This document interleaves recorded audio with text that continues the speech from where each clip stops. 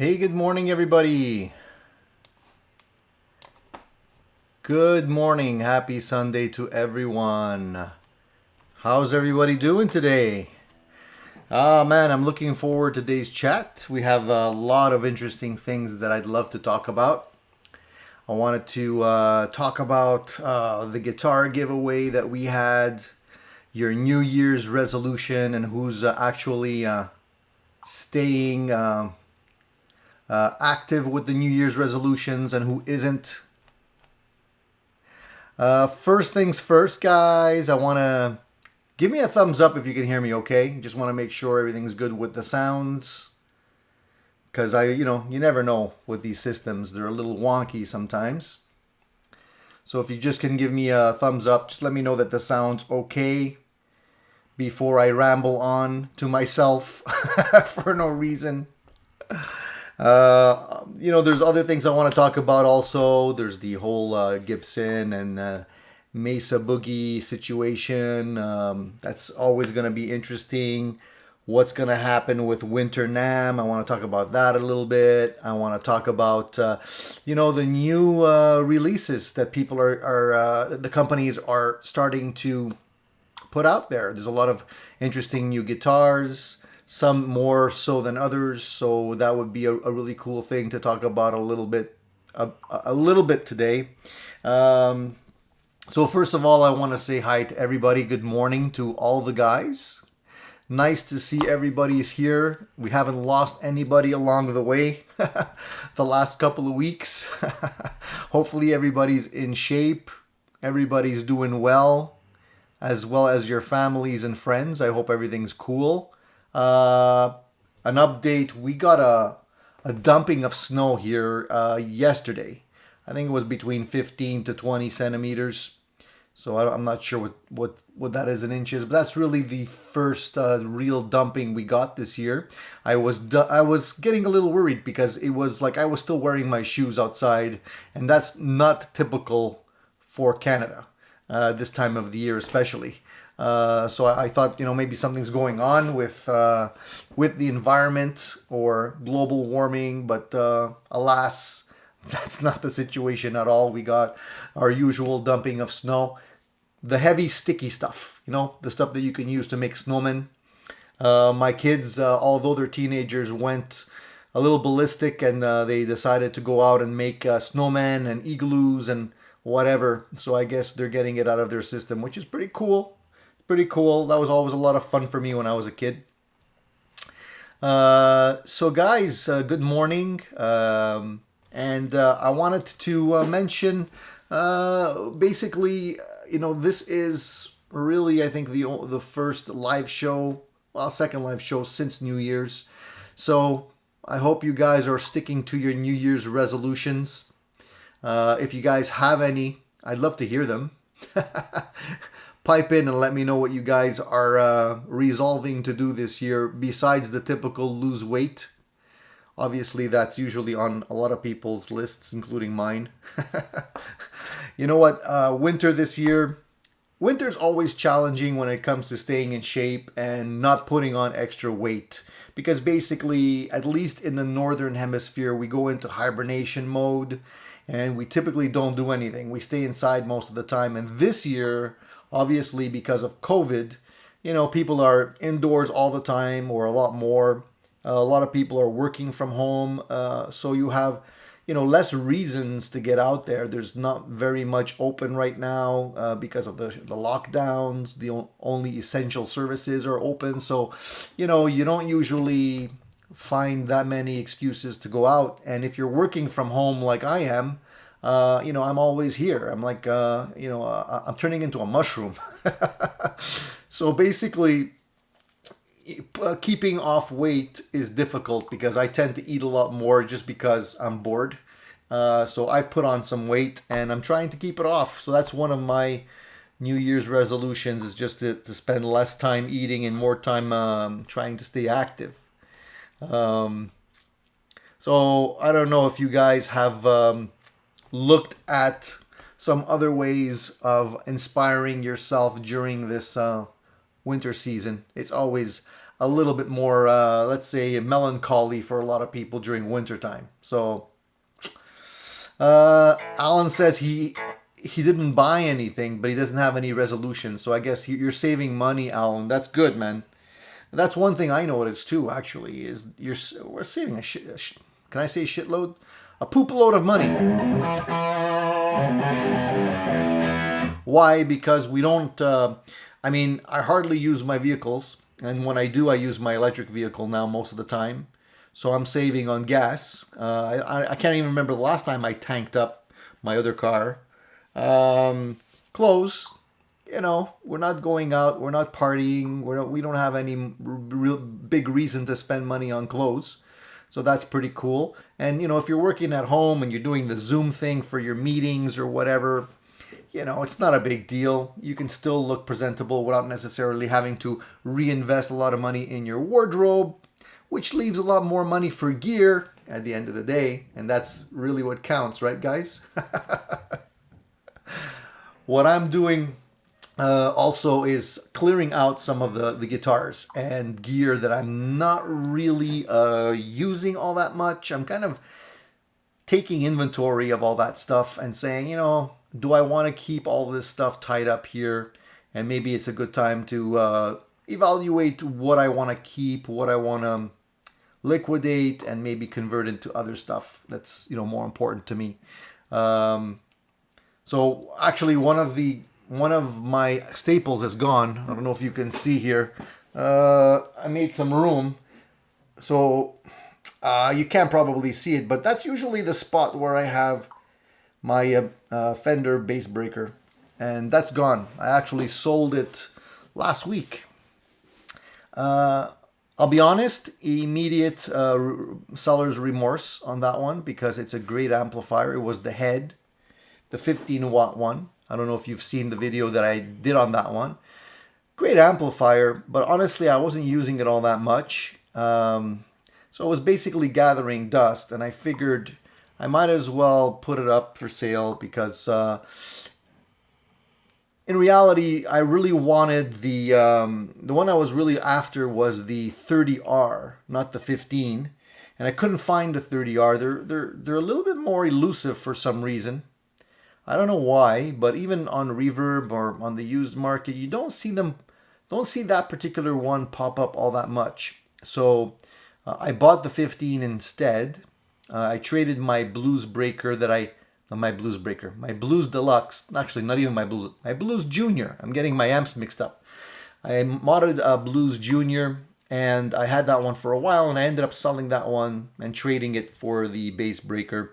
And I like the Bass Breaker more because it had that immediate gain, where the Blues Junior, you had to really crank it up to get any kind of gain out of it, and it's pretty loud. So the Bass Breaker had the three gain switch knob, so you were able to get cleans and you were able to get your drive and all that kind of stuff. So it worked better for me.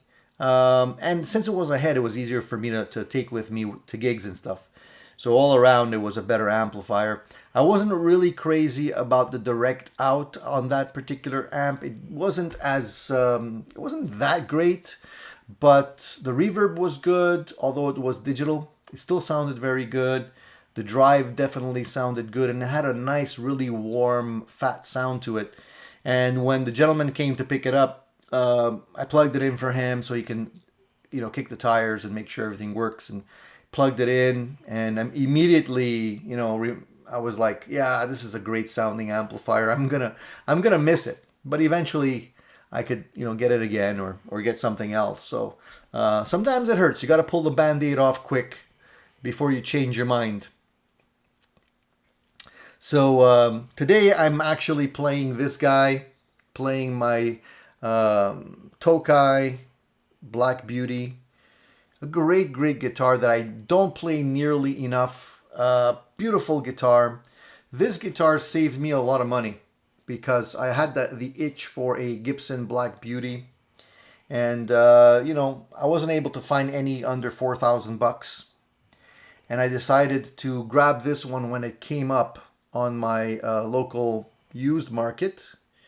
And this guitar is indeed a Japanese one. It's not a Korean or in Indonesia, wherever they're making them now. It's actually a Japanese one, and it's great, man. It really is. You know, plays wonderfully, sounds great. You know, it even has the nibs, you know, like the nibs on the fret. You know, that usually that's a Gibson thing, but it's got that on there too. And the thing that I really love about this guitar is it doesn't weigh the same weight, the same amount of weight as a Gibson. The Gibsons are so heavy. So the only thing I did, of course, is to change the pickups.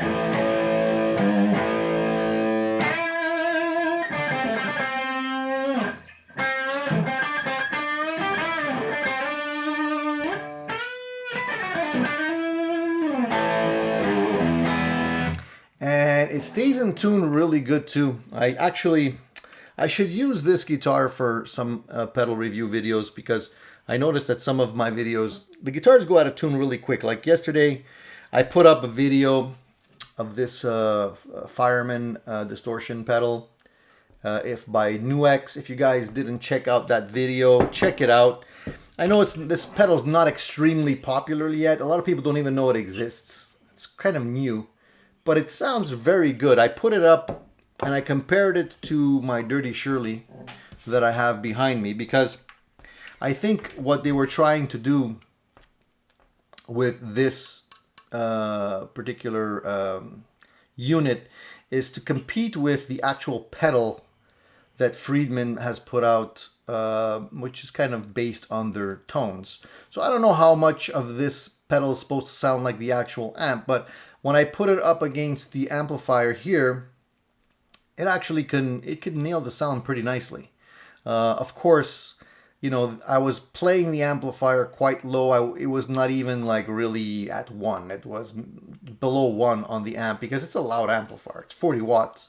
Now, if I play that amplifier loud, it's going to blow the windows out. So I can't really do that for recording purposes. So you can't really get the impression of the girth that you're getting with that particular amp. But it's a really nice, warm sounding, fat sounding, vintage sounding amplifier. And this pedal, you know, it couldn't get you there. I mean, it's not going to be 100%, but obviously it's not going to cost you, you know, for $4,000 either. So definitely a good investment if you ask me, you know, if you're looking for that sound. So and one thing I have to say, guys, I got to tell you, you know, a lot of people comment on the videos and the sound on the videos. You really have to use headphones, because if you're, yesterday I played that video through my speakers on my my Mac here, and it sounded thin and it sounded very, very trebly. And you put in a good set of headphones and you listen to the same thing, and it sounds a lot fuller, sounds a lot, you know, deeper. You get all that bass that you're missing. So definitely use headphones whenever you're watching a video and you're trying to guesstimate whether or not that whatever you're watching is going to work for you. You know what I mean? Very important. Let's see, what else? Well, let me say hi to everybody in the house. I mean, I don't want to be rude, and I've been yapping for 10 minutes already. So let me just scroll on back here and just say good morning to everybody, all right?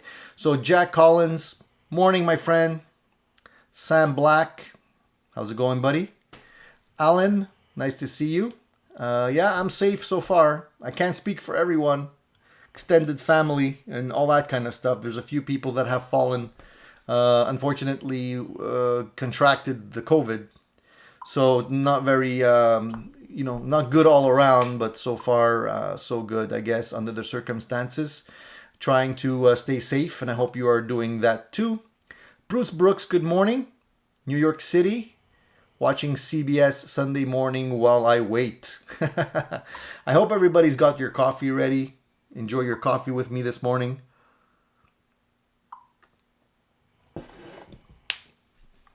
Joey, good morning.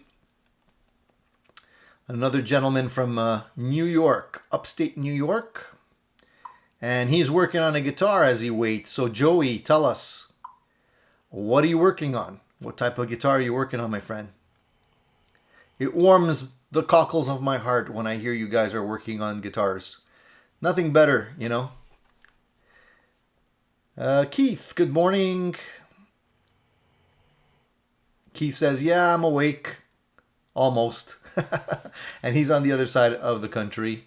So welcome, Keith. Alan's from Chester, UK. So how's it going, Alan? Nice to see you, my friend. Oh, man, a lot of familiar faces. Cushman, good morning. So Joey says, been a great week for gear for him. He says he's got a Deem Dimebag Dixie Rebel and a few pieces of rack gear that I lusted after as a teenager. Nice. Doesn't that feel good when you can scratch that itch? The Art Power Plant preamp really has that 80s plexi tone. You know what? I feel that you have to kind of scratch that itch. Otherwise, it's always in the back of your mind, never goes away. So if you can grab that gear and get it when it's cheap, you know, even better. Ed, good morning. Ed's from Buffalo. How are things in Buffalo, Ed? Gospel of Mark. Hey, how's it going, Mark? Maryland, nice to see you representing Maryland in the house here today. Wayne says, good morning. It's coffee and weed, and thank God Tony's service. Coffee and weed in that particular order, or is it weed and coffee? Whatever works, Wayne. Whatever works. But doesn't it have the opposite effect? You know, you're having the coffee to wake you up and the weed to kind of mellow you out. Unless it's decaf.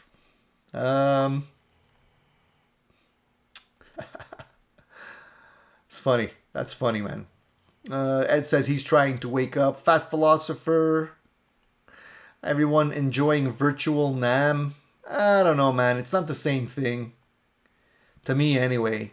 I've been keeping my eye on the announcements that a few companies have been making. Trying to see, you know, if there's something I should be saving up for. So far, it's been kind of, I've been swimming in an ocean of meh. You know, nothing too exciting. We'll talk about that in a little bit. But nothing crazy exciting, in my opinion. Nothing yet, anyway. Guys, of course, don't make me have to ask you, but if you got any new gear, you got any new acquisitions, chime in. That's the staple of this live chat. So pipe in, guys. Don't be shy. All right.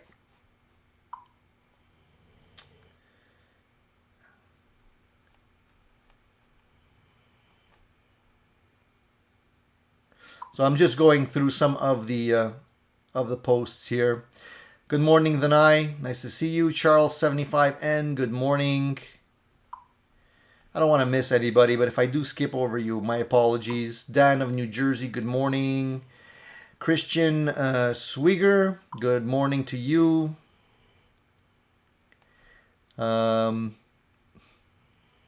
Joey says we got Ed's dusting down here in Barton.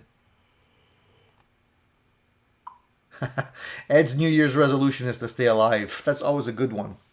That one should be close to the top, usually, I would say.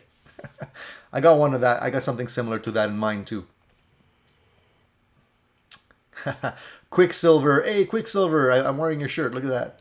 Coincidence. No resolutions. What's the point if you go off the rails as the year progresses?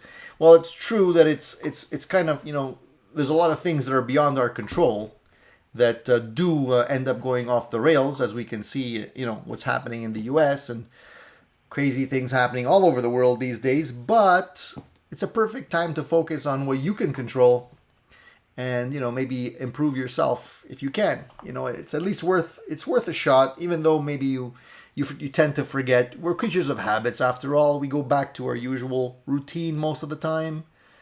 but it's nice to have an opportunity to kind of put things in perspective. I mean, one of the things that I'm personally working on is to spend less time on my phone.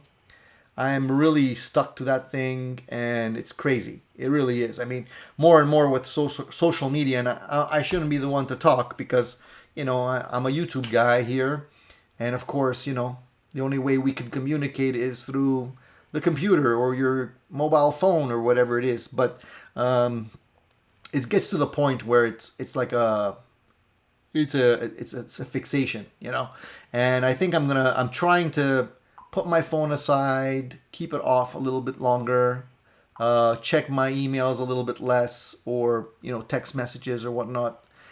It's very difficult. It's very difficult because everybody communicates that way, and you feel that you're missing out. So they kind of got you by the cojones, so to speak.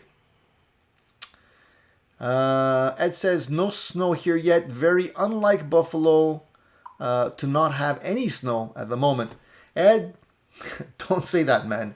I was saying that like 2 days ago, and we got a bunch of that white stuff outside ready to have to go shovel. And it's the heavy stuff, man. It's the stuff that's sticky. You know what I mean? You can't just brush it aside, and it's deep too. So I got that stuff waiting for me after this. I'm going to have to take care of it. My snowblower doesn't work.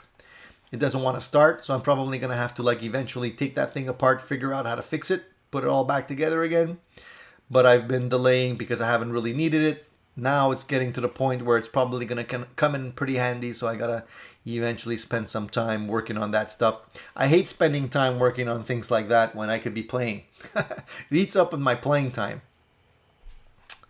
Joey says, our first snowfall was 3 feet. Highly unexpected. Yeah, 3 feet, man. Well, we got this dumping today. We're going to be getting another one later this week, and so on and so forth. So we're in the swing of it now. That's not going to change,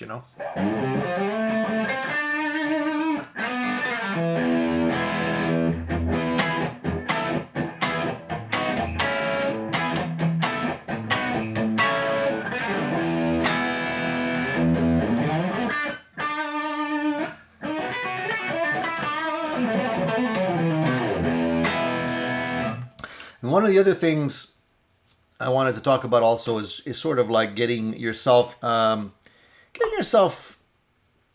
psyched up to play more. Like, I feel that lately, because of this whole situation and the stress around it and all this kind of stuff, I haven't been really focusing on playing all that much. Focusing on other things, other aspects of life take over. So for me, I think one of the things definitely that I want to try and focus on is how to inspire yourself to play. And I don't know if you guys have this problem. Maybe it's only me, but I feel that keeping up the inspiration to play is super important. And winter becomes it's a kind of a depressing time of year. You can't go out, you can't get the sun, you don't get as much air, activity, that kind of stuff. So you're stuck inside. So how do you encourage yourself or inspire yourself to play? If you guys have tips, I'd love to hear them. For me, I think one of the things that I like to do is to record yourself more. Not necessarily, to show anybody, just to put some ideas down, listen to your sound, listen to your playing. That always inspires me to kind of listen more. When you're playing, you're concentrating on playing. So sometimes you're focusing more on the technique, playing, instead of listening to what you're playing. And oftentimes when you listen back to your recordings, you tell yourself, man, I sound like garbage. Or you realize, hey, I'm bending those notes too sharp or too flat, or my vibrato sounds too aggressive, or, I'm playing too hard, maybe ease up on the picking, or vary the picking a little bit more so that you don't always play like really hard, maybe soften it up. play something that you don't normally play. That usually inspires me also to throw in a couple of jazz chords here and there instead of the usual straight chords, you know. Like if you're, playing and you want to throw in a G minor 7th or something like that, which obviously won't sound good with my distortion. But maybe throw in a G minor 7 with like a little bit of a different voicing. Like more of a jazz voicing, And just maybe throw in a couple of those chords in your playing where you wouldn't usually use them. That usually will spice things up. And maybe also like, get yourself a chord book and say, I'm going to learn a new chord, maybe a chord that you wouldn't normally play. Like, for example, jazz chords, for example. That's a good way of inspiring yourself. So, everybody knows the barred chords and what, the major, minor, the 7ths and all that kind of stuff. But maybe learn a new jazz chord every day. Replace one of your old chords with a jazz chord and integrate that into your playing, I think that's a cool way of inspiring yourself to get a little bit more creative with your playing, Definitely, there's a lot of different ways. So if you guys have any tips, let me know. I want to hear it from you guys. Let's see. Let me go back to some questions. I'm falling behind here. Sorry, guys. Sorry. I'm trying to keep up with you guys, but I tend to babble a lot. That's probably something I should add on my New Year's resolution is to stop talking so much and to listen more. I'm sure my wife would appreciate that. Oh, man. All right. Bless her heart. Love you, babe. Okay, so... All right, let me go back here and scroll back a little bit. I know there's... Okay, here we go.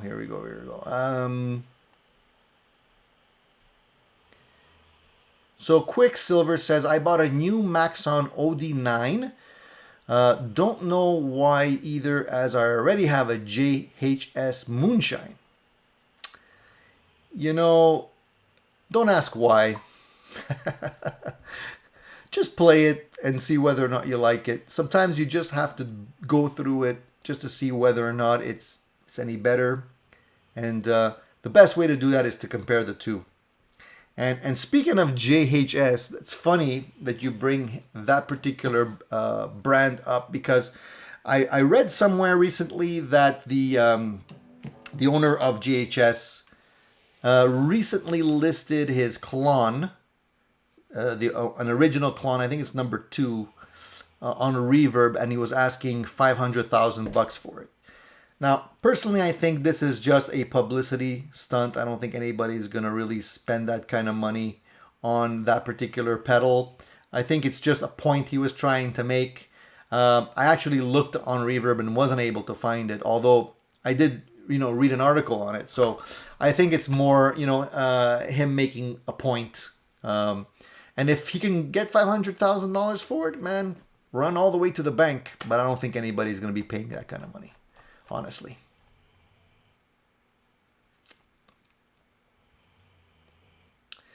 Who else is here today? Let's see. So Ed's here. In the blues. Hey, Shane, how are you, my friend? Keep up the great work. Shane, obviously, a lot of you know him. He's got a channel in Australia, in the blues. Puts out some great videos as well. We got to hook up eventually, Shane. Do something together. Would be my pleasure. Strat 5150. Has anyone tried the new Nux Duo Time Stereo Delay Pedal? Wow, this is like... you must have ESPN. I have one right here, man. I did try it. Here it is. This guy. There you go. That's the Duo Time. A really interesting pedal. I'm going to make a review for you guys too. I just trying to get some time. The cool thing about this delay is it's got 2 delays going on at the same time. So it definitely will get those creative juices flowing because it doesn't work like a regular delay does.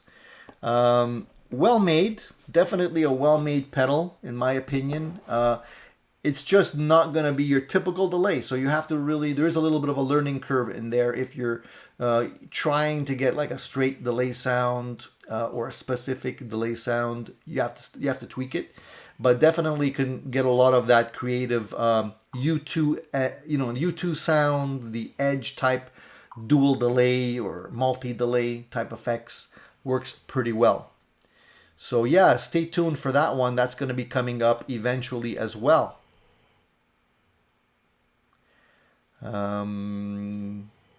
Autism Rocks. How's it going, my friend? Joey says a Kemper is $1,700. It has any sound you want, including the Klon. I understand collectible. I make a living at buying and selling gear, but come on. You know, and Strat5150 says he has ESPN2. You know, I've come very close to pulling the trigger on an Axe-FX, possibly a Kemper, and some other great sounding units that are now available. I didn't do it though, because with all of those units, they do have some really usable sounds. And if you're using them in a live situation, they're very, very handy. They make playing very streamlined because you don't have to worry about lugging amps and all this kind of stuff. Very repeatable in terms of your sound if you set them up properly. The only thing that I feel is a disadvantage with those units, it's not the cost, because really, yeah, they're expensive, but compared to an amp or two or three, you know, you can have all the amps in an Axe-FX almost. So yeah, you know, it's not going to be cheap, but at the same time, you have a wider palette of tones available. You have everything you need practically, and it's quite flexible. The only issue I have with those devices is that you jump down the rabbit hole very quickly, and you're spending more time tweaking than you are playing. And I'm like that. I'm like very anal with my sound. Even with an amplifier, you know, I'll love it one day, and the next day I'm like, you know, exactly the same sound, and I'm like, it doesn't sound as good today. And often you think it's the guitar or the amplifier, but it's actually you. It's your perspective, your ears, your state of mind that particular day, your energy, all that kind of things, all those things. And what ends up happening is, you know, you feel it's not the same, but it's really, I mean, the guitar hasn't changed, the amplifier really hasn't changed, so it's really you, right? So when you're dealing with a Kemper or an Axe-FX or anything like that, great tools, especially if you're doing what I do and trying to demo gear and you want to do it in a quiet way. You can go directly into your interface. You can get things recorded quietly, and it works really amazingly well. But if you're like me and you're really spending time tweaking all the time, it could drive you nuts, man. You know, I have, you know, there's a bunch of units here that I have that are not necessarily high-end units, but even with those, you know, and they're extremely limited when it comes to what you can do with a Kemper or what you can do with an Axe-FX. And already I was spending so much time trying to tweak that stuff. But when you get it tweaked and dialed in and in the zone, man, you're good to go. So, you know what I mean? Sometimes just plugging a guitar into an amplifier, just limiting yourself to like one sound makes you focus more and makes you concentrate on your playing as opposed to the sound. And does that sound need a little bit more echo, or is the treble a little bit too high, or maybe I need to tweak the presence, or, you know, all those little things that we tend to obsess about. You know what I mean? So that's my point of view. So that's one of the reasons why I haven't done it yet. I'm not saying I'm not gonna do it. I never say never, but definitely that's one of the issues. That's just me, you know. One of the things I also want to talk about very quickly, I wanted to talk about at the opening of the video, but I got distracted, is I want to thank everybody who entered the contest for the giveaway. I made the announcement on a second video. We actually gave away a really nice guitar kit from Guitar Kit World. The winner, if you guys didn't watch the follow-up video for whatever reason, was Harry Manier. I hope I'm pronouncing the name properly, Harry. Sorry if I'm butchering it. From Portage, Michigan. Harry, I haven't had a chance to ship it out yet, but it's ready to go. I'm going to be shipping it out for you this week, so you're going to have a really nice kit to work on during the winter months, and hopefully by spring it'll be ready to rock. Hopefully Harry will send us a picture or maybe a video of him and the kit once it's done. I'd love to see it. So thank you for everybody that had taken the time to enter that contest. There will be more giveaways. That is 100% certain. So just stay tuned on the channel for that, because there's other opportunities, guys. Don't despair if you didn't win. So Quicksilver says, I bought a Plethora 5X, but I got annoyed at all the little things you can modify and all the tone print pedals that can be tweaked that I returned it. Now you see, Quicksilver, I guess me and you are on the same wavelength, because I was looking at that unit and I thought it was a great idea. I thought, man, you know, this is a really nice unit to have. Granted, it's expensive. I think in Canada it's like $800 or something like that. But, you know, if you like the TC electronic type sound, it's a great unit to have because it's all in one unit. You don't have to worry about patch cables and all that kind of stuff. So that really caught my attention, and I wanted to maybe pick that one up. Although exactly what you said, man, you hit it on the head. You're tweaking. You're spending a lot of time tweaking, and eventually I just feel it becomes annoying. But it's definitely a really nice unit.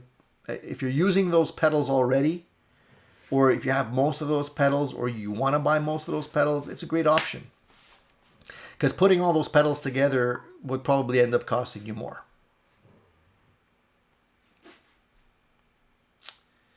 Hey Seth, nice to see you, buddy. Good morning. Saint Junior, good morning. Nevada, 60 years old, absolute beginner here. Enjoy watching videos. Man, I haven't been in Nevada in a while. I'm due to go back. Obviously, you're doing way better than I am, because we're under 15 to 20 centimeters of snow.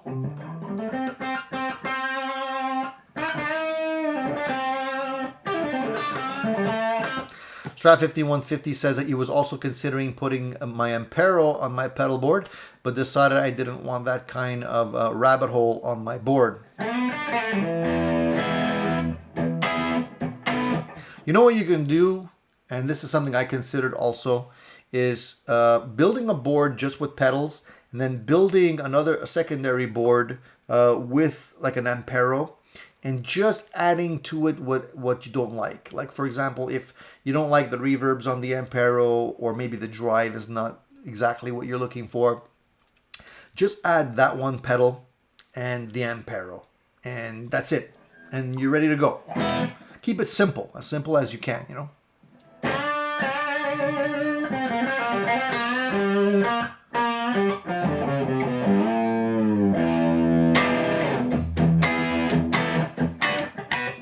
Well, the other thing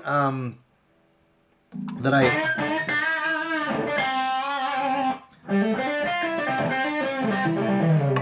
wanted to say is also in terms of inspiration, is to kind of break it down into stuff. Add something that you don't normally do. For me, one of the things that I struggle with is unison bends, like stuff like this. So basically, I missed it there, see? So unison bends basically means you're keeping one string, you're bending two strings. You're keeping the first one basically the original note, and you're bending the second one, usually it's the upper string, to match that sound. Like that. So it's tricky because you have to use you really have to use two fingers to bend the second note, and you're really keeping the first note down with the first finger. And to be able to do it right, you have to sort of get it, the tone, get the sound like dead on. You can hear when it's not. It's almost like tuning a guitar. You know when you get the unison sound where it kind of sounds wavy and then it straightens out? Well, that's when you know you're dead on. And that's not easy to do for me. So trying to throw those in. There we go.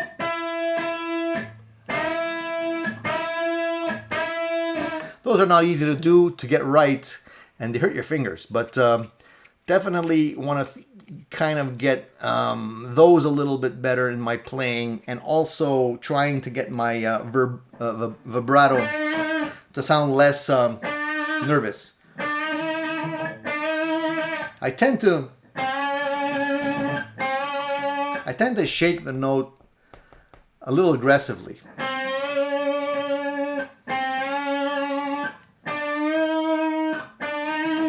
And also, it's easy to overbend or underbend, so trying to bend the note precisely.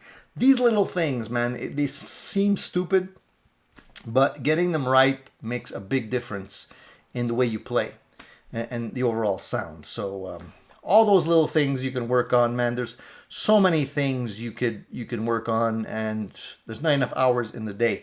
So set aside, 15, 20 minutes, even half an hour if you can. When you take a break from work, you're working all day at home, you're taking your 15-minute coffee break or cigarette break or whatever you want to call it. Maybe spend some time just practicing the guitar. Let's not forget that you got to enjoy life, right? You got to have fun. Let's go back to some of the questions here. Snowblind, yeah, exactly. Today, definitely, I wanted to show you a picture, but anyways, I didn't load it up. But yeah, it definitely is a snowblind day today.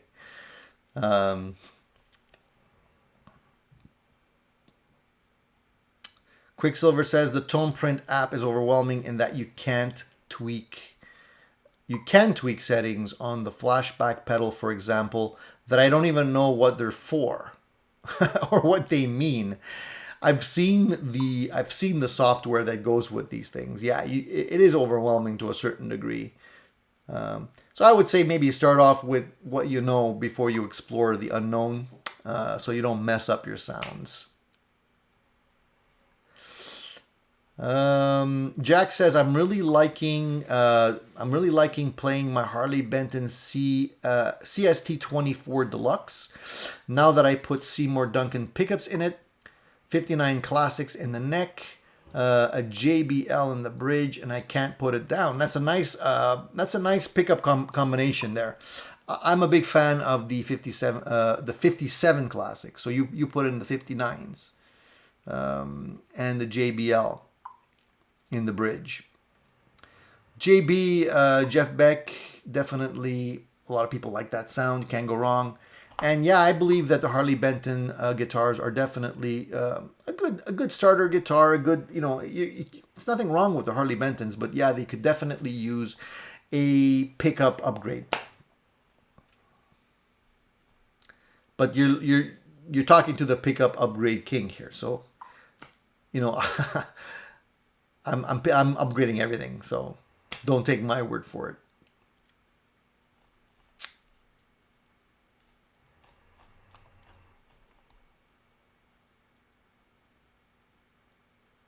Saw the Nux delay on Rich Biscoff's channel. At the end of the video, he said it was going on his board. I mean, yeah, it's like I said, man. It's not a bad unit at all. It works really well. Again, it just depends on what you need out of a delay. Some people just like a simple analog digital delay where if you put it at 300 milliseconds, that's what you're going to be getting. When you start mixing dual delays, it gets a little bit hairy at times. So, but definitely you can dial in some really nice, just spacey kind of delays with it. If I'm not using the right word, it's still early in the morning, but I think you know what I mean. But when I do the video, you'll see. There's a lot of options on it. It's a really nice unit.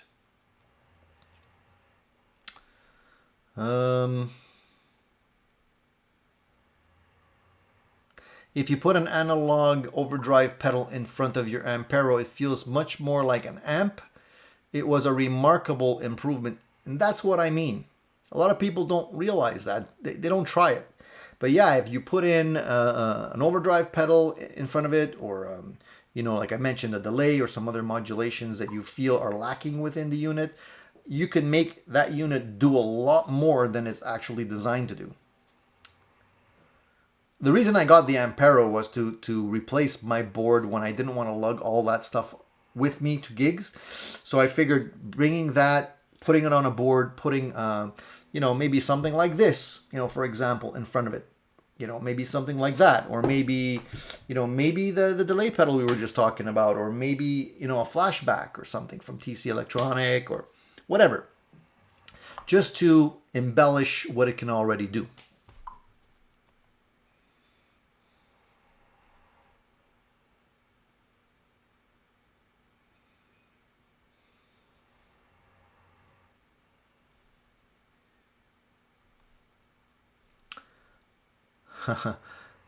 Truth Guitar Method. Hey, nice to see you, my friend. Again, if I'm missing you and I'm not saying hello, it's not because I'm trying to be rude. I'm just trying to answer a lot of the questions and comments that I see going by over here. And at the same time, you know, just keep things moving. So I'm trying to do a few things at the same time. This guitar, you know, you mentioned upgrading pickups. This guitar, the pickups I put in here were a set of Iron Gear Tesla Sharks, which are kind of based on that slash sound. They sound great, man. And not that the original pickups sounded terrible. I have a video on that if you want to see the before or hear the before and after.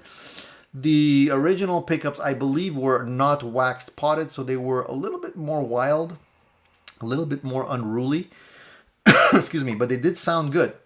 And these ones also sound good, a little bit more punchy, I believe. Not a huge difference, but they sound good, you know.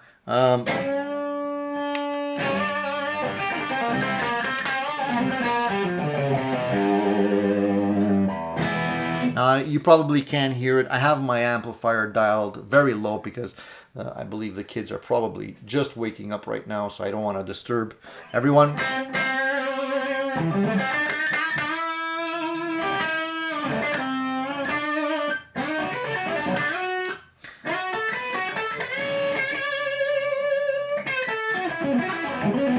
So sometimes just like just a little extra money just to upgrade pickups and whatnot can make a guitar great again. So don't hesitate, guys. Don't hesitate.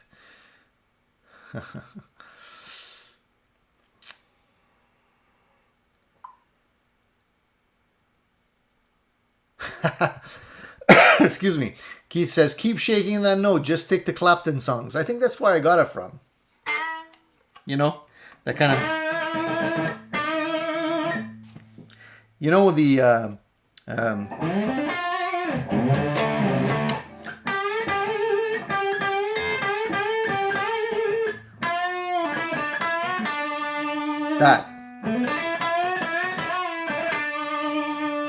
That, you know, it's Cream, right? And he's shaking that note, man. You know, it's just definitely a Clapton influence in there somewhere. Probably also a little bit of a Jimmy Page influence in there as well. So that's probably where I got it from. Hey Shane, good night, my friend. 3 a.m. in the morning, man. Get to bed. You need your beauty sleep. I'm kidding, man. You look good. I saw that Nux delay. Yeah, okay, we already talked about that. What else here? Did you see Daryl Braun's video today on the Freeway 6? New pickup selector for a Telecaster. Great out of phase sounds. I did see that switch. I didn't see Daryl's video on it, but I am familiar with that switch. The thing about that switch is that, I mean, I'm not a big fan of out of phase sounds, especially on a Telecaster. That's just me. So, yeah, it's nice to have the ability to dial in more sounds. That's always a good thing. But if most of those sounds that you're dialing in are like, not what you're going to be using, I don't know, man. I like to keep it simple sometimes. I'm not saying that you can't use it for other things. I think it's a great invention. I think that, using it for certain applications for some people, it's going to be awesome. And it's definitely something to consider in terms of an upgrade or a mod if you're looking to get more sounds out of your guitar. But for the time being, I'm not really enticed by it.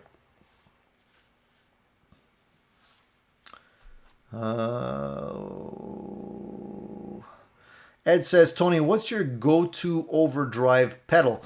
You know, Ed, it depends on the amp. When I'm playing the Dirty Shirley, I really don't need an overdrive. I mean, right now, it's very, very quiet, and it sounds like I have a drive pedal. And I'm going straight into the amp. So when I'm playing that amp, I don't really need a drive pedal at all. My amps that I have here, except for the Supersonic, well, I shouldn't say that. The Supersonic has its own dedicated drive channel. Although I'm not a big fan of the drive channel on that amp, I usually just play through the clean. So on that Supersonic, I'll usually use a pedal instead of the onboard drive, which, I mean, my drive pedals are probably the type of pedal that I own the most of. And it depends what I'm after. If I'm after that brown sound, if I just want to push the amplifier a bit. Right now, I'm a big fan of the Honker Overdrive, which is kind of a tube screamer type pedal. It has a little bit more gain to it, a little bit more fullness to it. It's made by TL Pedals in Canada. Check them out. Very nice pedal. I think it works a lot better than most of my other tube screamer type pedals, where you're not looking to oversaturate the sound with too much gain, but you just want to make it fuller. I usually like to also plug in and play through my EP booster. That pedal is almost always on when I play with my pedals. It just makes everything sound better, in my opinion. Just makes the sound more full, and merging or marrying the EP booster with a nice drive pedal works extremely well. So it's a combination of things for me. And beyond just drive, I'm a big fan of EQ as well. I feel the EQ pedal is sort of the secret weapon of a board. If you master how to EQ your sound, you can pretty much get any sound, and you can make a lot of like pedals that are not that great sound better, in my opinion. So it's a combination of things. Sorry, it's not a straight answer, but the other thing also is that a lot of my amps have great gain already in them. Dirty Shirley for one, the Brunetti Pleximan. I mean, it's got that plexi sound. You don't really need a pedal. You don't need a pedal with that. The Black Star Jared James Nichols amp that I bought also has a great sound for drive. So for those, I often don't need a crazy drive. I just maybe just EQ it a little bit, or maybe just push the clean channel. I like to use the clean channel on my amplifiers, sort of like a secondary drive. I dial in a good clean foundation, then I basically sculpt the sound with pedals. So then I have the raw drive sound from the amplifier itself with my pedals off. And then if I want to get something like more of a modern drive sound or something more specific, then I kick in the pedal on the clean channel. So that's why for me it's super important to have an amplifier that is able to do a good clean, because the clean is your foundation where you're building your sound on that. So a lot of people will, they'll buy an amplifier that doesn't have a dedicated clean.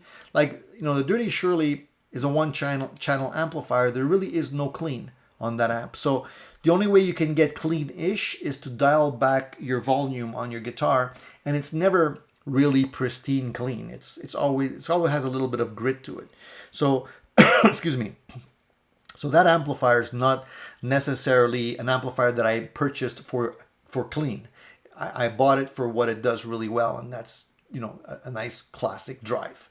So if you want to go clean, a good Fender amplifier with a good clean sound is a great way to start, and then build on that with your pedals. That's a lot of blah blah to answer that question.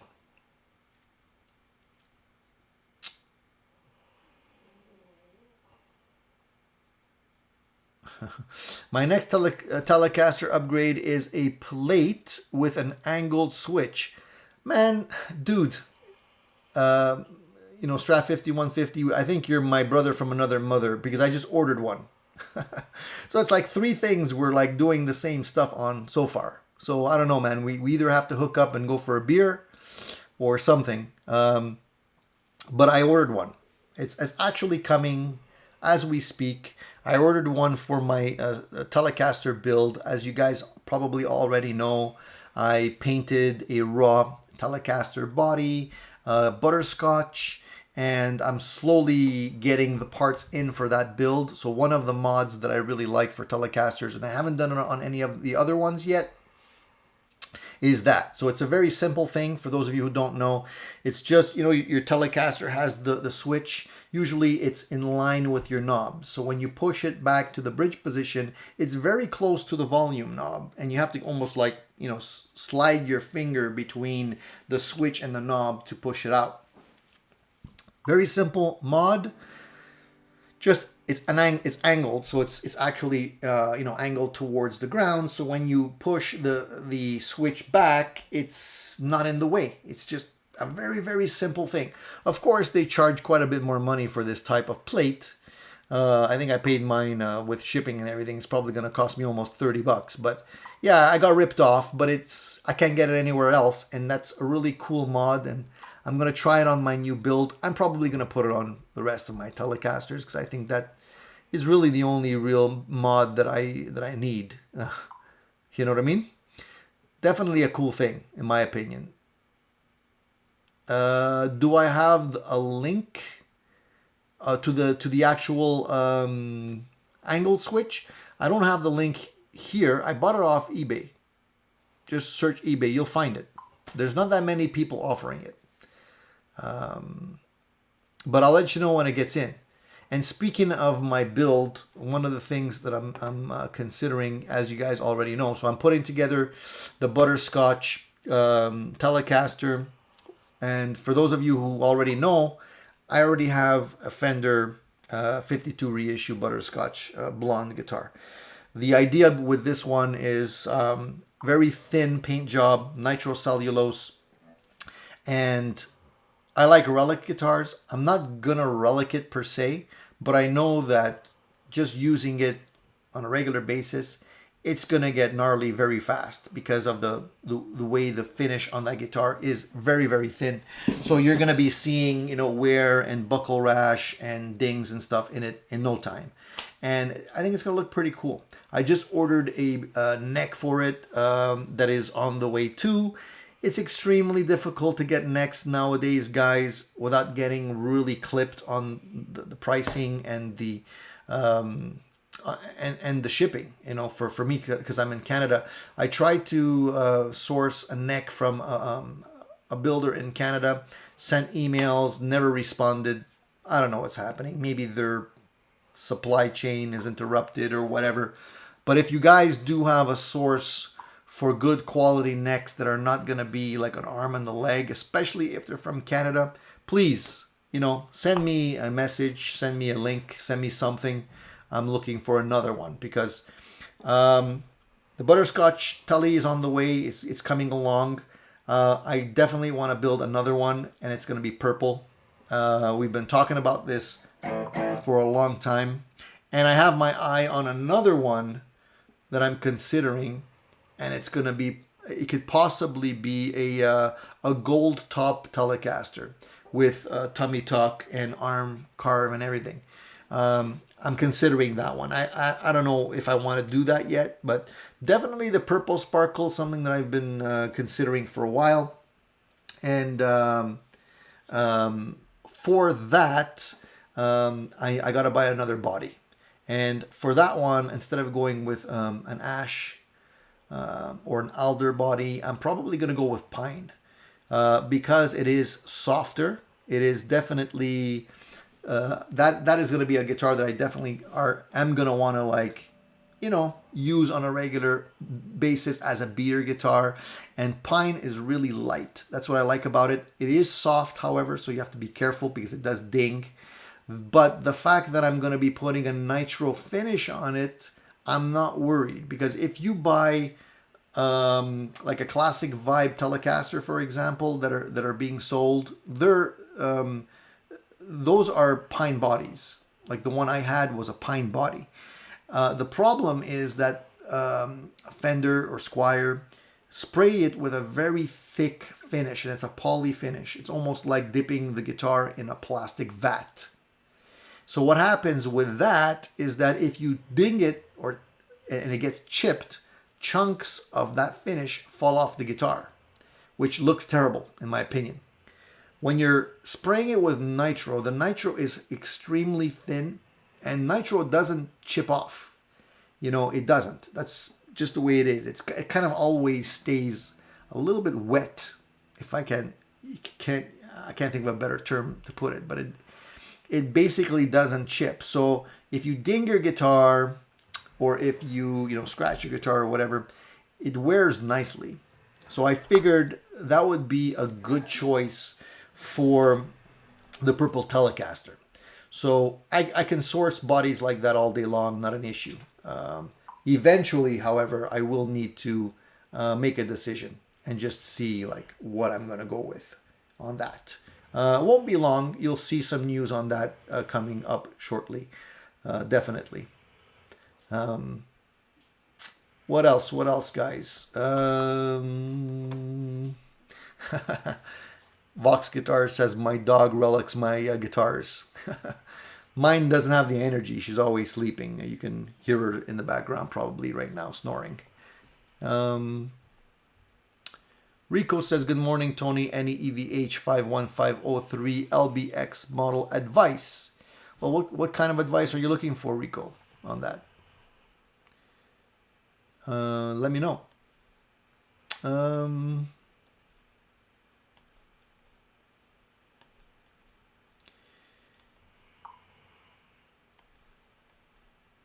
Let's see here.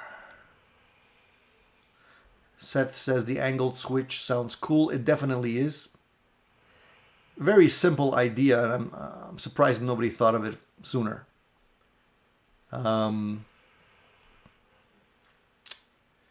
Philosopher says, when my Purple Classic Vibe comes in, I'm going to mod it to an inch of its life. Yeah, definitely an interesting platform for mods. And I'm sure it'll be even better when you're done with it. Vox says, I just reversed the plate on my Telecaster. That's one of the things that a lot of people end up doing as well. I didn't do that because I don't like going all the way back here towards the back of the guitar for the switch. You know what I mean? But a lot of people do that. I like the switch to be closer to my fingers. So that's why. And one of the other things I'm considering doing, I didn't do this on the Butterscotch Telecaster build, but I'm considering doing it on the one that might be the pine body, is to possibly, I'm not saying I'm going to do it, I'm not sure yet, but possibly to do a tummy tuck and an arm carve on it, because it doesn't come that way stock. It's just, flat. But I might risk it and see if I can do it myself. I figured it's probably not that difficult. Takes a little bit of work, a little bit of sanding, and a little bit of filing. with a rasp, but I'm sure I can probably get it done. We'll see. I like doing these little mods, where you can get something that is uniquely yours. Bruce says, just replace the Telecaster switch cap with a Strat cap, problem solved. Yeah, a lot of people do that too, Bruce. I just don't like the look. You know what I mean? Like for me, the Strat nib or cap or whatever you want to call it is Strat. Like when you look at Gibson, this is Gibson. And for me, the Strat one doesn't fit on the Telecaster. It's just one of those things for me. But yeah, I've seen a lot of people do that. That's not a problem.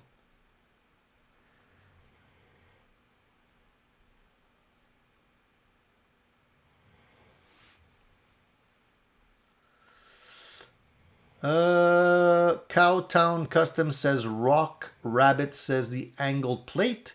He was the original. Yeah, I think that's the one that I originally saw, and I believe he was asking quite a bit of dough for it. That's probably why I didn't buy it from him. I figured I'd wait for the Chinese to knock it off and get it for cheaper. I mean, it's just a plate, right? I don't even know if mine, I think mine is not even coming from China. I think it's another supplier from the US.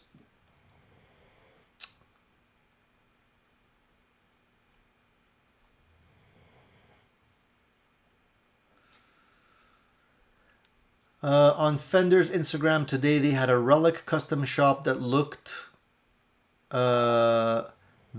like it burned up on planetary re-entry, way overdone. The guitar looked 1,000 years old. I don't like that. I really don't. Like that's not what I'm after. When I say relic, guys, I don't mean thrown down the stairs and dragged behind your guitar and burnt on your barbecue. That's not what I'm talking about. I'm just talking about played and loved. You know what I mean? Like to me, a relic should be hard to spot. Should look natural. And a lot of these guitars don't look natural. It's overdone.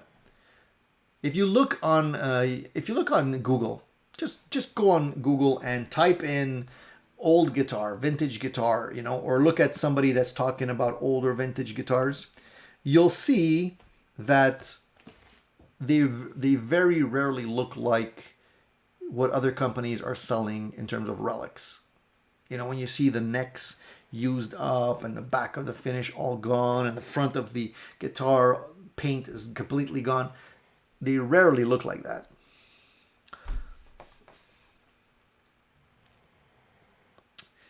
Seth is asking me, do relic guitars increase or decrease the value of actual beat up vintage stuff? I don't think they do. To me, it's two different things.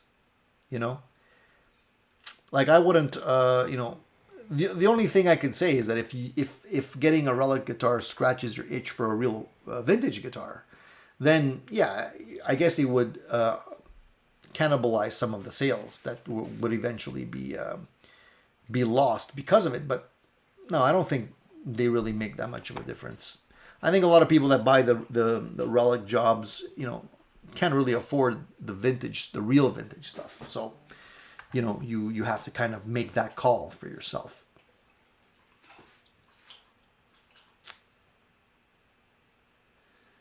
Do you like to experiment with wiring? I've been sticking straight to output mods on all my guitars since modding my Strat with it. Yeah, I do like playing with wiring. I do like the vintage wiring in my Les Paul style guitars most of all. I feel that it does sound better in my opinion. I've been considering doing a straight mod on one of my other guitars that I have here. It's a Strat, and I've been considering removing the pickguard. It has 3 single coils on that one.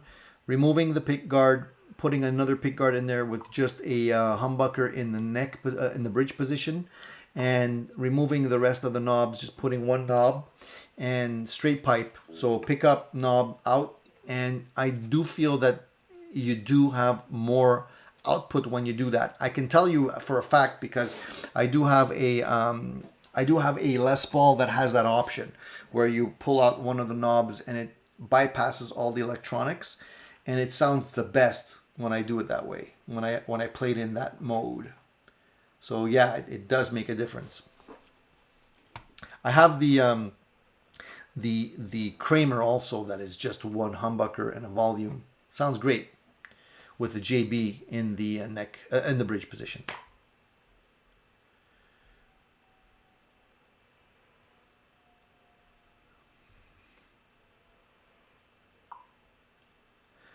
Seth is asking, does the existence of relic stuff make new?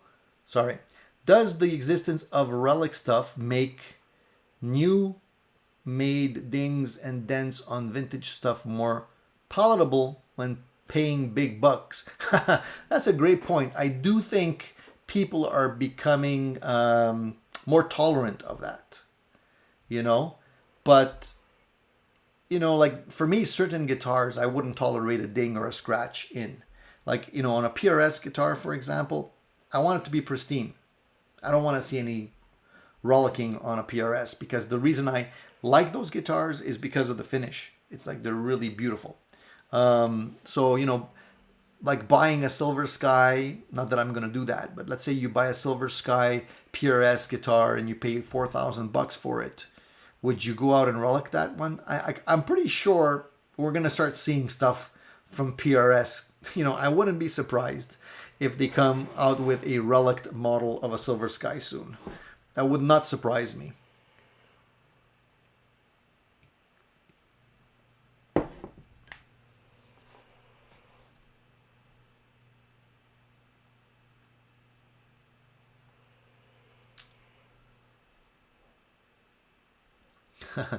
SRV Strat has some mild relicking.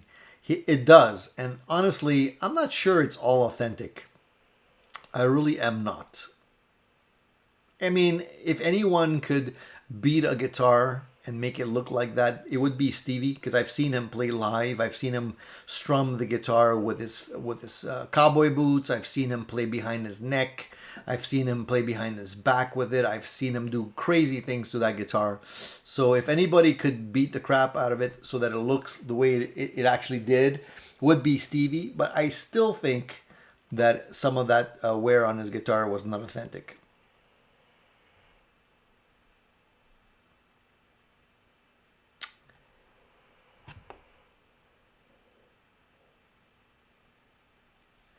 So, and one of the other things also, guys, is, you know, talking about PRS guitars. First of all, I did notice that they had some new models out. They had a new color for the Silver Sky, which is pretty nice. But I just feel that that guitar is something that I probably will never own just because of the price. And, you know, people love it, and I'm sure if you have it, you probably love it too. But just for me, I don't think I'd be spending that kind of money on it. They did come out with a new, very cool finish color on it. Looks really nice. I mean, beautiful color.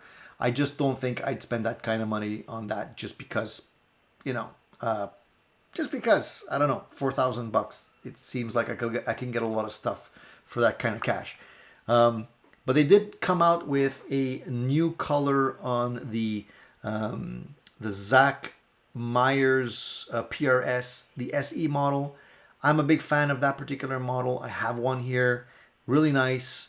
They had two colors that were available when I got this one, like a greenish one, which I wasn't a big fan of, and the one I have, which is more of like a sunburst, not really a sunburst, but more along that color. Well, they just came out with a new model with a brand new color, bluish with a very nice flame on it and matching headstock. That's going to be killer. I think that's going to be a really nice guitar. And I think the SE stuff is amazing value. They are going up in price, but they're still a lot more reasonable than what you're buying, let's say, from Fender.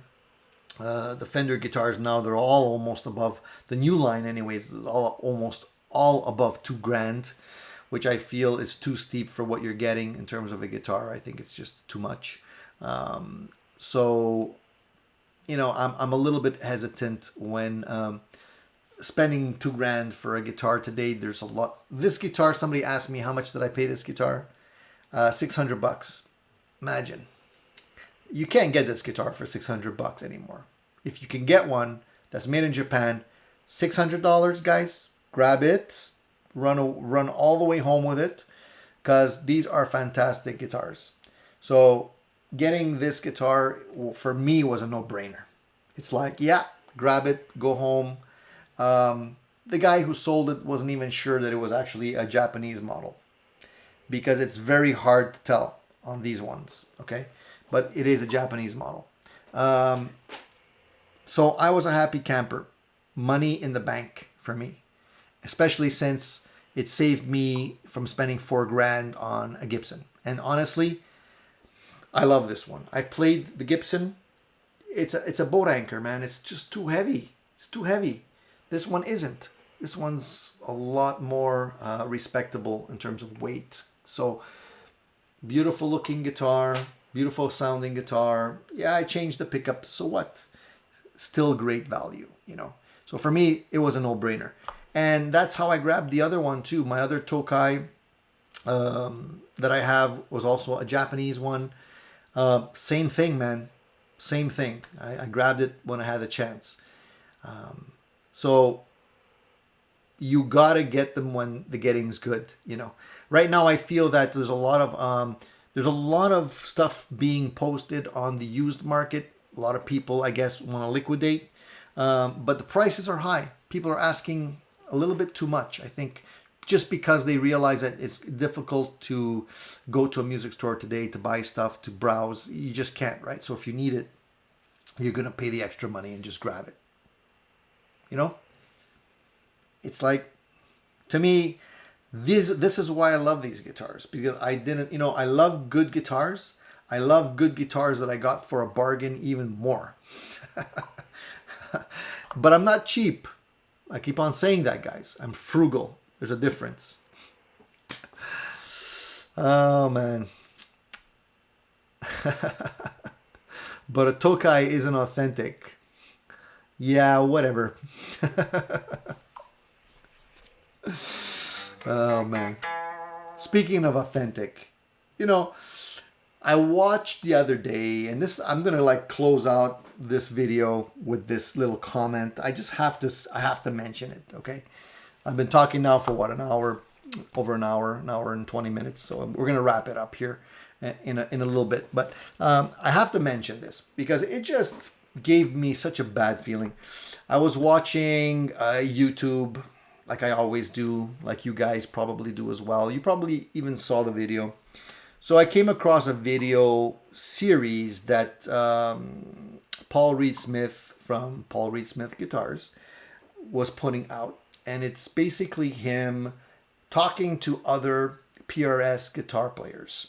So, you know, he has one with Santana. He had another one, I think, with John Mayer.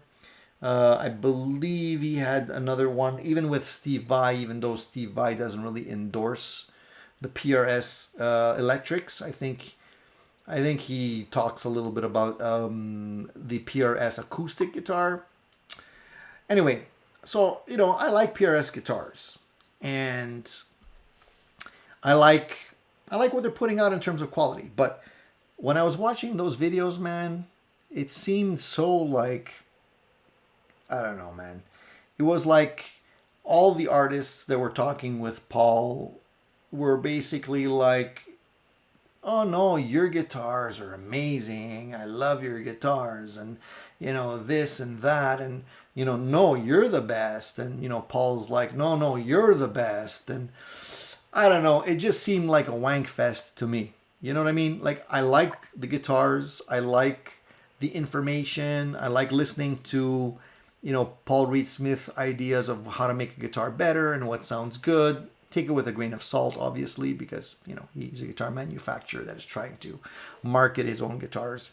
And I like listening to guitarists talk and be interviewed and whatnot, and talk about their gear and what they like about it. But it just seemed so like over the top in terms of like just hype. You know what I mean? So that got on my nerves. And Paul seems to be a very knowledgeable guy. I mean, he's been building guitars for a long time, but he also comes off as being very arrogant, and knowing everything. And I don't know how. I give the guy credit. He's done something that I couldn't do. He's built a very successful guitar brand, and I'm not going to take that away from him. I think his guitars are very good, but I mean, tone it down a little bit, guys. You know what I mean? Just tone it down. That's all I'm saying. All right? So take it for what it's worth. That was just my opinion as somebody that has nothing vested in the company. They don't send me stuff. They probably never will, which is okay. But as somebody on the other side of the screen watching the stuff, it just left a little bit of a bad taste in my mouth. What else? We're going to wrap it up, guys. I've been yapping for too long. A couple of last questions, all right? I'm going to stick around for like 5-10 minutes more. Give me your questions if you have any at this point. I'll concentrate on your questions, answer your questions, and then we'll wrap it up, all right? Okay, so we do have a couple of questions here. All right, Fast Philosopher says, I just sent a picture of the Fender Relic to your Instagram.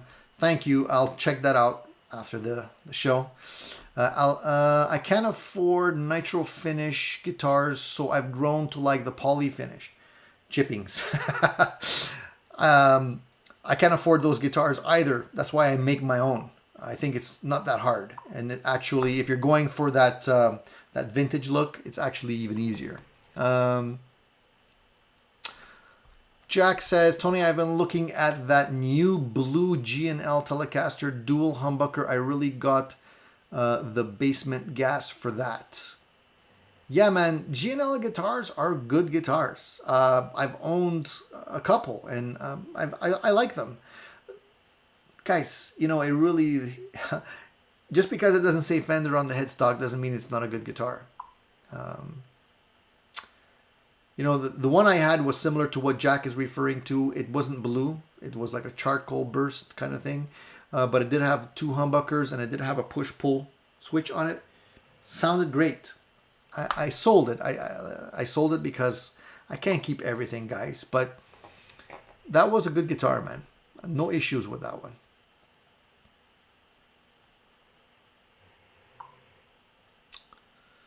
Fat Philosopher says, I like shiny and new except for my 86 Warlock, but I might paint it over. Yeah, man. If you like the guitar, keep it. Just, mod it until you like it again. Tony, any experience with Taylor guitars? Yes, I did have a Taylor guitar. I did own one in the past. Taylor guitars are very nice sounding guitars. They're not the same sound as you would get from, say, a Martin. Taylor guitars to me are kind of like the Cadillac of acoustic guitars. Their sound is very, how can I put this to make you understand? Very balanced. Like to me the Taylors were not like extremely bright or extremely bassy. They were kind of like in the middle. Almost like a Cadillac with a good suspension system. It's... whereas the Martins definitely have more high-end sparkle to them, to me. I ended up selling the Taylor, and I ended up buying a Martin, and I'm pretty happy with that. Landon, hey buddy, how's it going? Not sure if you saw, I got a Godin Stadium HT, and based on the comments, I said Godin the right way. It's pronounced Godin. Yeah, a lot of people, it's a French thing, right?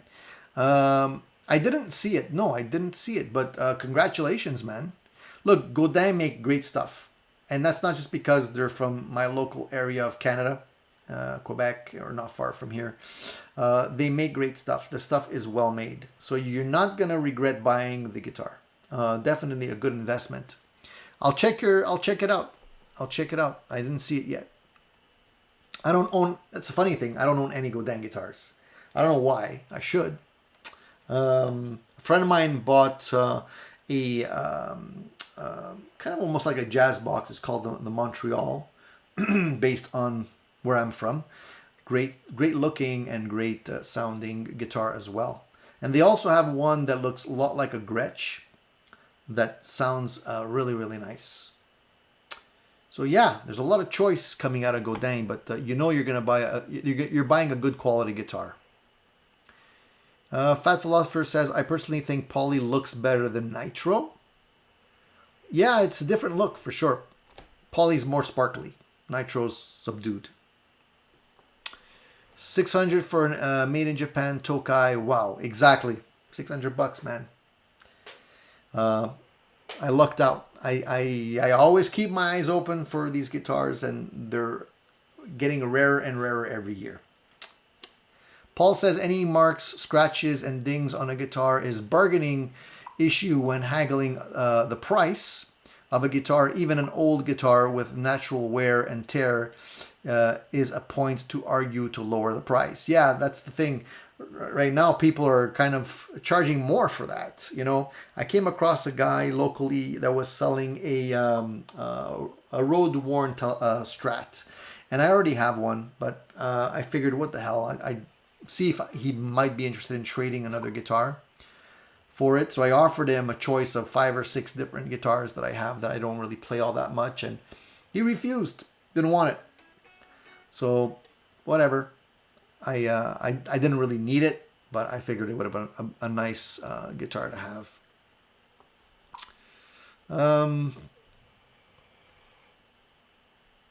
Henry says, last week I tuned my LS Tokai in open G and played Stones, not a Telecaster, but so good enough. Yeah.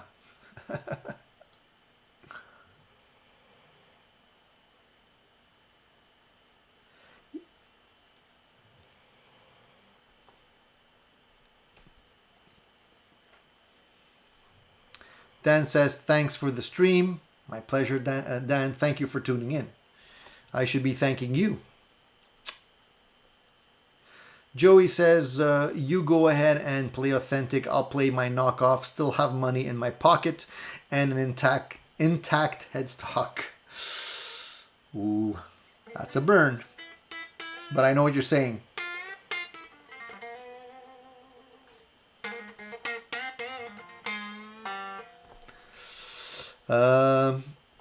Nemtal says, I can't stand Paul.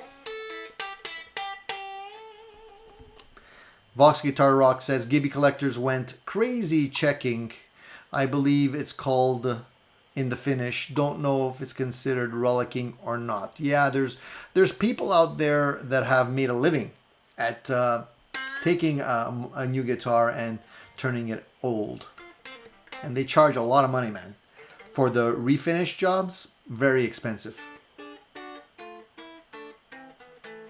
Landon says, Paul has a personality that I would not get along with in person. Yeah, he reminds me of a teacher, a teacher that is very arrogant and, just putting up with your comments, And, hey man, whatever. I don't want to diss anyone. I'm sure I get on other people's nerves as well. So, Strat5150 says, I like beat up relics. I like shiny bass boat sparkle ESPs. I like them neon 80s hair metal axes. I like them all. I like them all too, man. There's a lot of the guitars that I would not want to have relicked. I would not. That's just the way I am. I don't want all my guitars to be the same. What's the point, right? If all your guitars are the same, you might as well just have one guitar, in my opinion. I love them all for different reasons, just like my kids.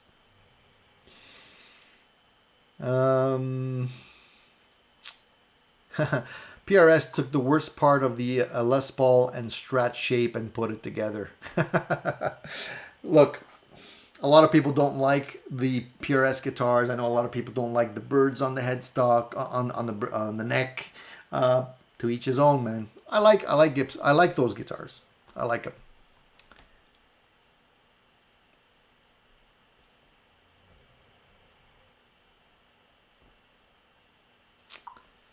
Henry says, I'm still looking for a second-hand Telecaster made in Mexico or USA on French market. Well, yeah, you know what? I have a friend who's looking for a Strat also. Not necessarily an American Strat, whatever. American or a Mexican. And I've been keeping my eyes open for him to see if I can find one at a reasonable price. There's a lot of Strats out there, but even on the used market, they're still pretty expensive. I find. They're not... You gotta basically have your cash ready, so when you find the one you want, you get it right away, because it's not gonna be around long.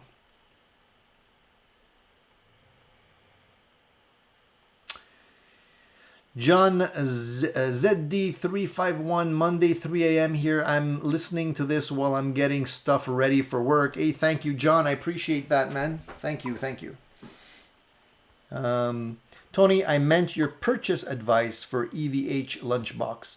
I tried that amp, and it was a good amp, man. I liked it. I liked the sound I was getting from it. There are models that apparently have some issues that you might want to stay away from. Maybe go with the more recent ones.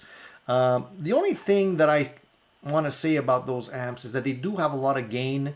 They don't necessarily clean up all that well. And for me, I prefer having an amp that I know can clean up well. And I can probably get very similar sounds to that particular amplifier with pedals.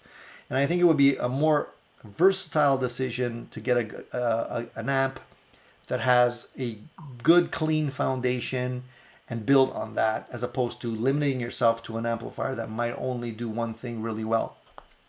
Just my opinion. But if you have, if you have gas for that one, man, try it out. Just go play it. And see if you can play a lot of different things that you would normally use your amplifier for. Strat 5150 says, in my opinion, the Silver Sky falls short of being a good Strat. Yeah, a lot of people claim that it sounds amazing, and it's like, wow, what a Strat should be. I don't know. I haven't played one yet, so I really will reserve my comments on that one. Just in case I'm blown away when I do try it and come home with one, you guys won't say that I'm a hypocrite.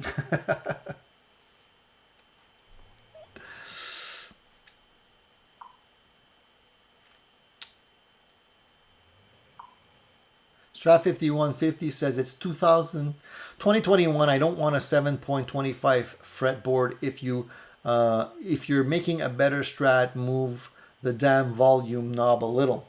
You see, and this is why I like building my own guitars, because I like butterscotch bodies on my Telecasters. I like the nitro finish.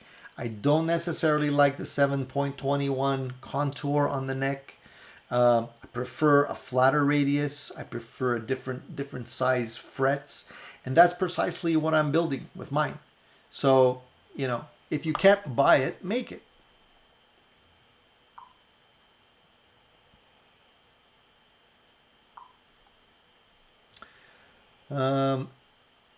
I cannot see it. Every time I sell, the guy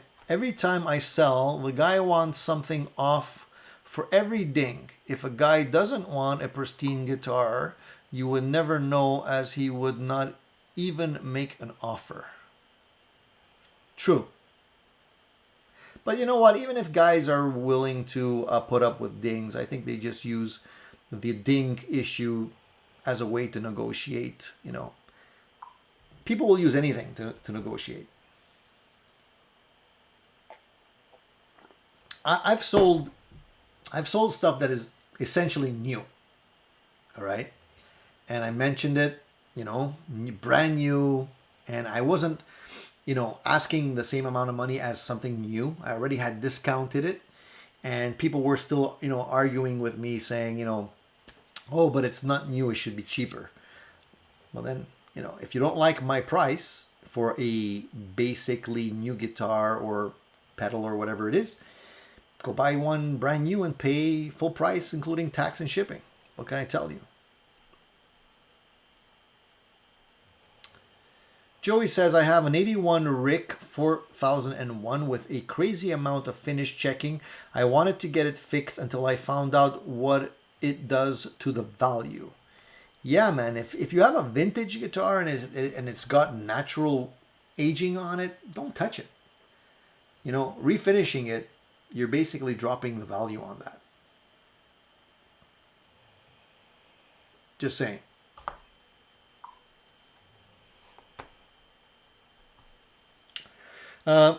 Henry, I don't know which Telecaster neck is close to the Gibson Slim Taper. There are some profile charts that you can refer to online on the Fender neck shapes, and you will probably be able to find the one that you're referring to that would be close to that one. I know they do have one. I just don't know what they call it.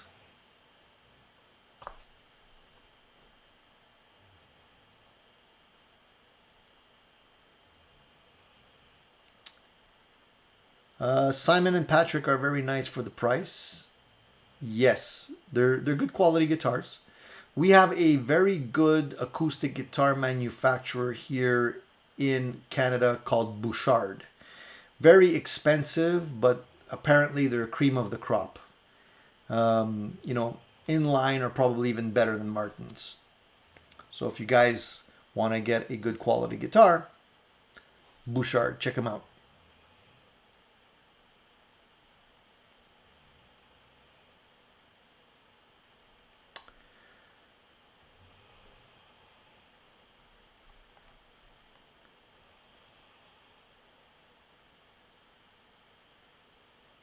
Seth says, always bring a small amplifier with you and plug it in so then you can find a scratchy pot or something wrong and negotiate the price down. Seth, the reality is that a lot of people don't know how simple it is to fix a guitar. And, I've done it. I've purchased guitars that were not strung up properly, that had the wrong gauge strings put on them, that were not sitting even in the slots for the nut.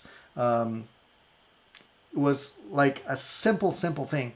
They just didn't know how to actually set up their guitars, and because of it, the guitar played like garbage and sounded like garbage, but I knew what I was looking at and I knew how easy it would be to fix it.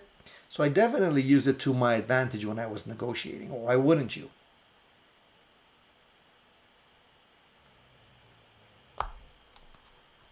Quicksilver says, aren't Seagull guitars made in La Patrie, Quebec anymore? I think they are. I don't know if they moved their manufacturing somewhere else. I don't have one, and I don't know what they're doing recently, so I couldn't really say, but I assume that they're still being made in Quebec.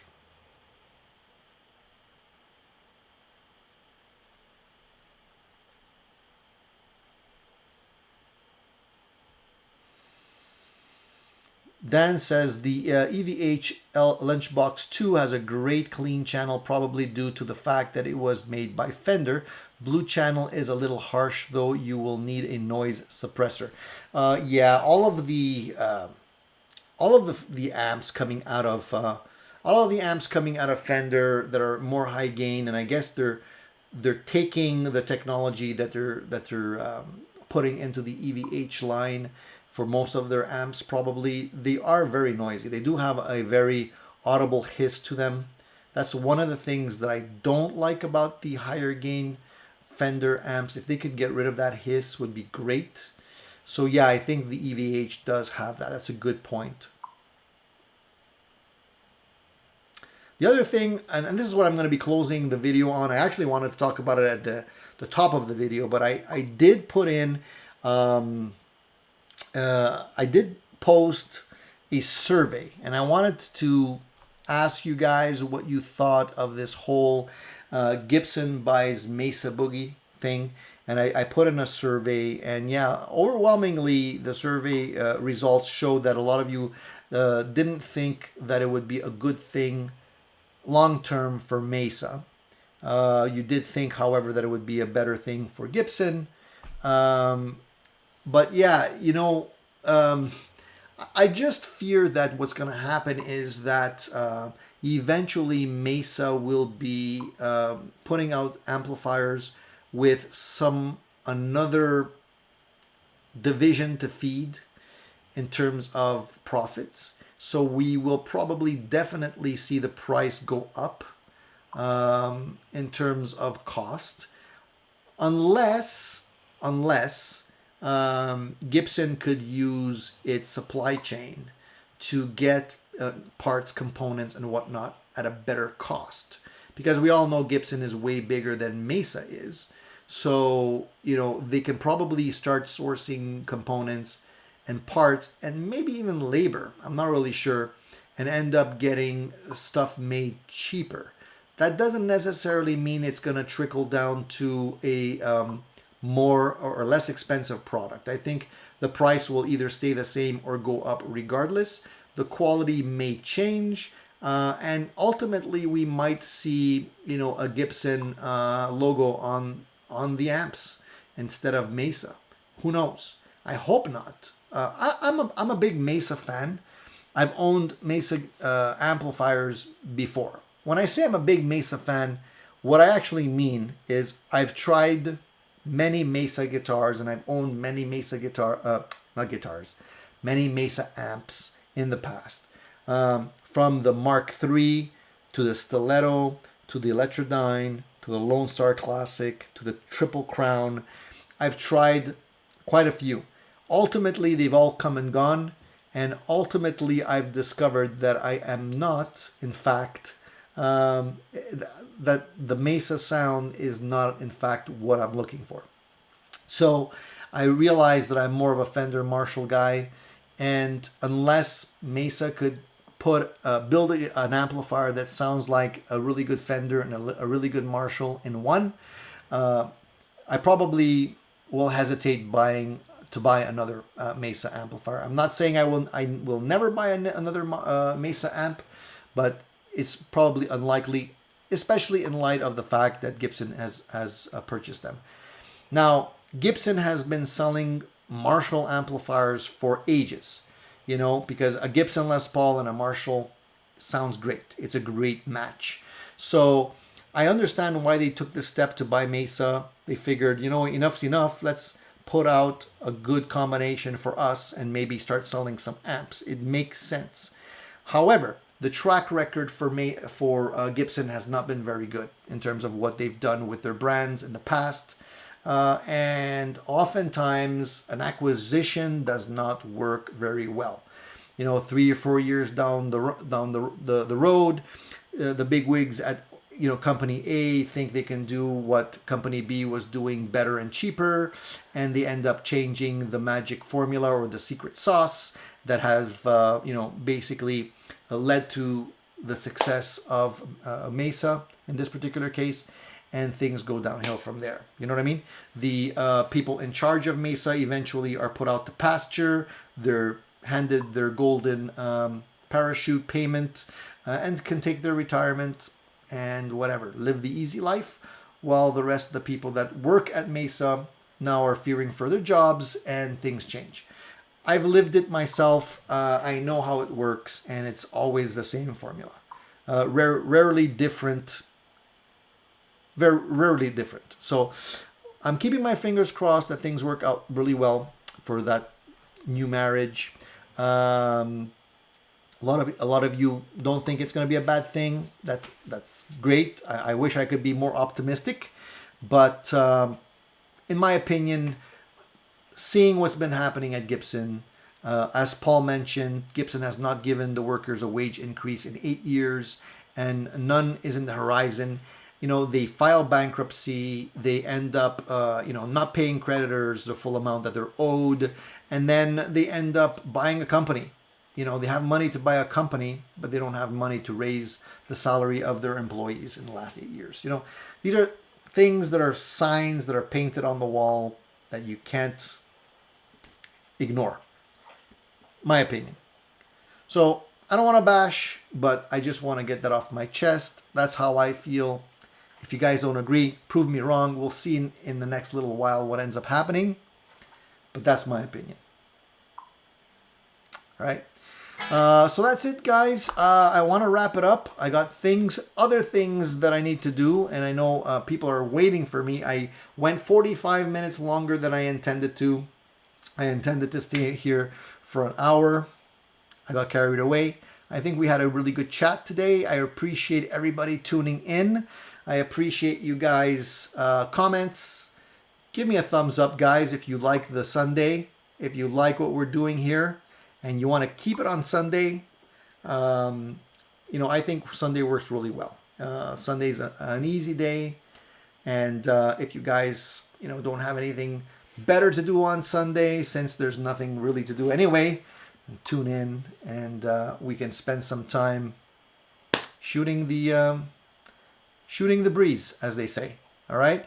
So that's it, guys. Thank you very much. Take care of yourselves. Stay tuned into the channel because I'll be posting more videos, including the delay from the dual time that we spoke about earlier. And we'll be talking guitars and gear. So stay tuned. All right. Have a good Sunday, guys. See you next time right here on Addicted to Gear. Cheers.